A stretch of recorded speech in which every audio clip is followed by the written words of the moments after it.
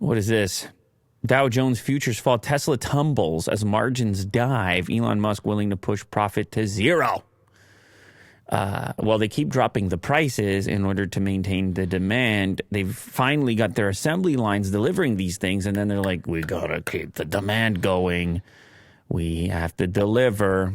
It's a funny flip from where it previously was, where you had tremendous margins but couldn't pump out enough product. And Dow Jones futures fell Thursday along with S&P 500 futures and NASDAQ. Well, this article is also indicating that a lot in the market was hurt, not just Tesla, but Tesla did tumble as earnings fell on big price cuts with gross margins and free cash flow tumbling.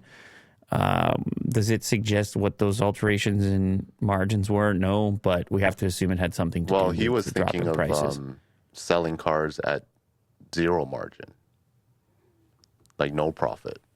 Because they're not doing too well in terms of their earnings, I guess. That just sounds like they have too much inventory. Oh, otherwise, I mean, you're not going to climb your way out of business problems by breaking even. But isn't that what they're selling the cheaper cars for? Like they just keep bringing the price down. Correct. Yeah, affecting their margin. My assumption would be that they've got an influx in inventory. They got all these parts sitting there. They've manufactured these vehicles. Yeah, they have to make the vehicles. Well, the vehicles are sitting there in some cases. Are they? I don't know. Oh.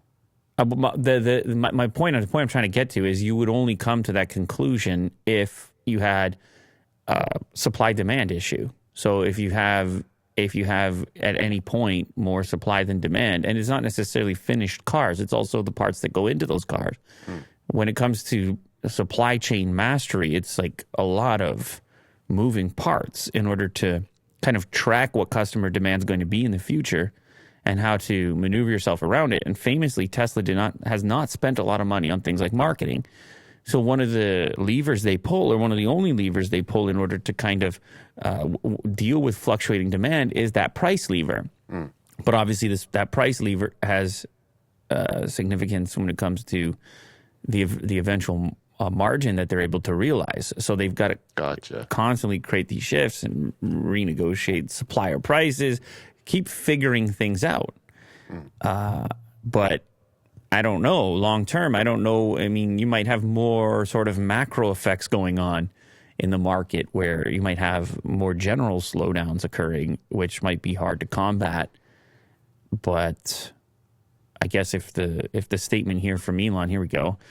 They fell 21%. Revenue climbed to 2331.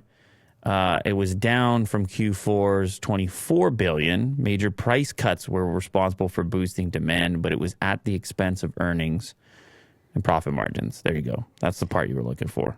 Gross margins tumbled 19% versus 23.8 in Q4 and 29.1 a year earlier. So they were definitely making more money per unit.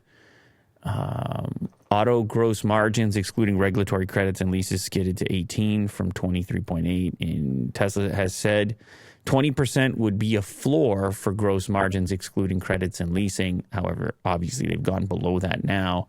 Cash flow also tumbles, and there you have it. I guess. Listen, this is just management stuff. This is trying to cut your losses and keep moving product, obviously, and maybe focusing on revenue, maybe prioritizing revenue over margins or profit temporarily. And then that coincides with those credits as well as an incentivizer. So federal tax credits. Well, if you think about it, that's a big shift. If you're piling on their price cuts and at the same time the federal tax credits, I mean, it's definitely never been a cheaper time to have a Tesla. However, at the same time, there's actually never been more competition for electric vehicles in Tesla's world. So I don't know what kind of a factor that's playing as well.